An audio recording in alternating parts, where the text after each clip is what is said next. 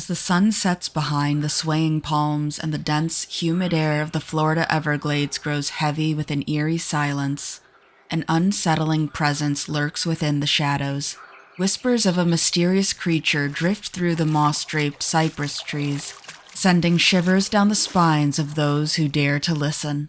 This elusive being, with its ghastly appearance and pungent odor, has haunted the swamps of the bogs for decades, eluding capture while captivating the imaginations of both skeptics and believers alike. We're going to explore its ghastly visage and the spine-tingling encounters reported over the years, as we attempt to uncover the truth behind Florida's most enigmatic cryptid. Let's get into the chilling accounts of the Skunk Ape.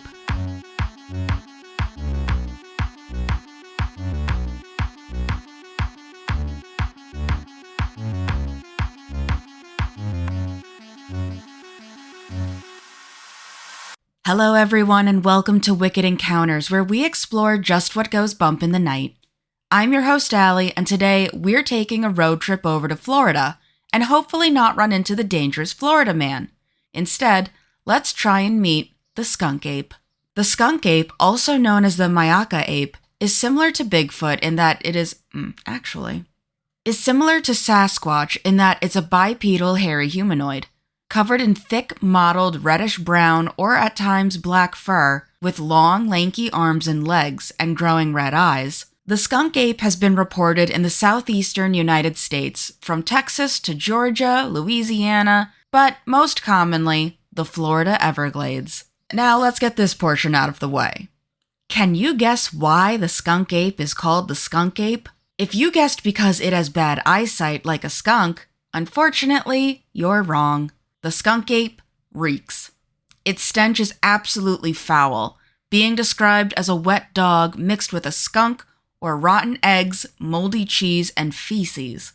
It's probably one of, if not the, smelliest cryptid out there, and having been spotted numerous times, well, there's some interesting stories involving the big stank. American folklore has had stories passed down since European settlers first occupied the region, with one local newspaper from Apalachicola, Florida, talking about a man-sized monkey, raiding food stores and stalking fishermen. But one of the first official sightings came in 1957 by a pair of hunters. The two spoke of how, during one of their hunts in the Everglades, their camp was suddenly invaded by a large, smelly ape. Not about to let the event happen and leave it at that, they told their stories to others, letting it pick up, tracking, and spreading throughout the state.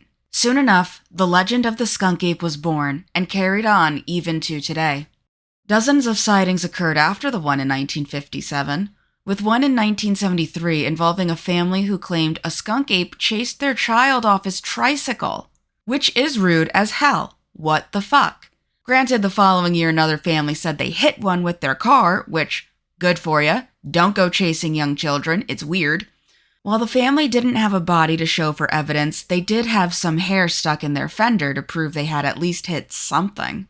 Though, with all the sightings and people getting interested, can I just say that the idea that a bill in 1977 was proposed to the Florida State Legislature, making it illegal to, quote, take, possess, harm, or molest anthropoids or humanoid animals, end quote. Like, Florida, my guy, why would you be molesting skunk apes? I mean, they smell like ass and vom. What the actual fuck, my guys and gals? There's plenty of people that travel there. I mean, Miami's a hopping spot. You don't need to try and fuck skunk apes. Well, from that, I suppose you can tell that many in Florida got interested in the skunk ape myth from all of the sightings, but one man made his life revolve around it. In 1974, a hunter came across a set of large, abnormal footprints that were somewhat shaped like a barefooted human's would be. This hunter was the father of Dave Sheely, who at the time was 10 years old.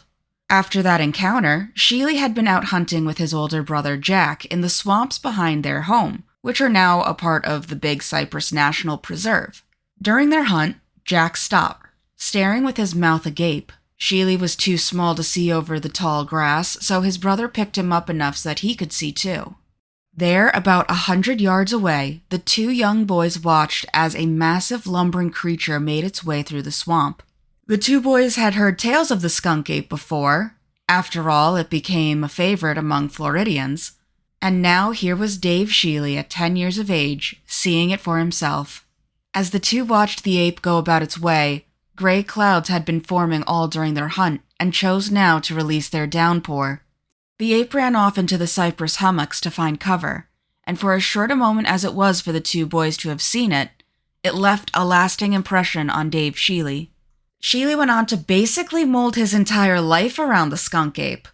In the following decades, he went on to establish the Skunk Ape Research Headquarters and refers to himself as the self-appointed Jane Goodall of skunk apes. During his time in pursuit of the cryptid, he's reportedly seen the skunk ape 3 additional times, one of which was in July 2000, where he got one of his encounters on tape.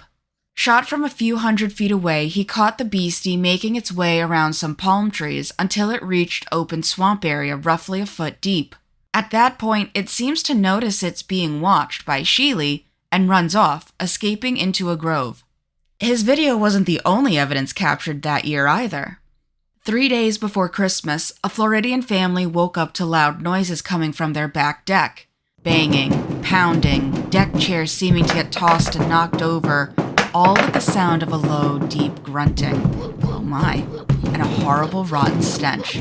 Oh no. Well, fearing it was the incredibly dangerous Florida man, the family poked their head out one of the back windows to see what was causing all the ruckus. There, staring back at them, was a huge lumbering beast covered in black hair. One of the women quickly snapped a picture of the animal before it ran off to deliver it to the Sarasota County Sheriff's Office along with an unsigned letter. The letter, dated for December 22, 2000, mentioned how the creature had climbed onto the sender's back deck and made a ruckus during its visit. The family believed that the image snapped was that of an orangutan who might have gotten loose from the local zoo. The photo, well, I suppose it could kind of look like an orangutan. The photo itself depicts a creature that definitely appears like a primate at least, hunched over with long, thick hair, minus a grayish, almost white beard. The creature's eyes glow from the flash of the camera, and its face appears to have an almost ghoulish grin. Not saying it's the Florida man, but needless to say, when the photo made its way online and paranormal believers and cryptid enthusiasts got their hands on it, their conclusion was swift and precise. The photo was of Florida's own Bigfoot, the Skunk Ape. Even better was that it was found that the photo was taken near the Myakka River, which made cryptid enthusiasts dub the creature the Myakka Skunk Ape. Now, what's the difference between Sasquatch and the Skunk Ape? Both the Skunk Ape and Sasquatch are variants of what makes up the classification in the cryptozoology world as Bigfoots. Both are described as heavy bipedal humanoids or ape-like creatures, with impressively large feet compared to most animals, and having reddish to brown or black thick hair covering their bodies, and both are located in North America. For their differences, the Sasquatch is said to be between 8 to 11 feet tall, while the Skunk Ape is a smaller size, typically topping out at 6 feet and 6 inches, though some like to stretch them out to 8 feet, which is still the short side for Sasquatch. The location of their sightings helps set them apart as well. Sasquatch is found all around North America, though it's more typically found to the northern United States and Canada, whereas Skunk Ape stick to the southeastern section. It's fairly common for variations of species size to occur because of their location. After all, when discussing cougars in a previous video, I mentioned that the closer the animals were to the north, the larger they are, while the closer they are to the equator, the smaller.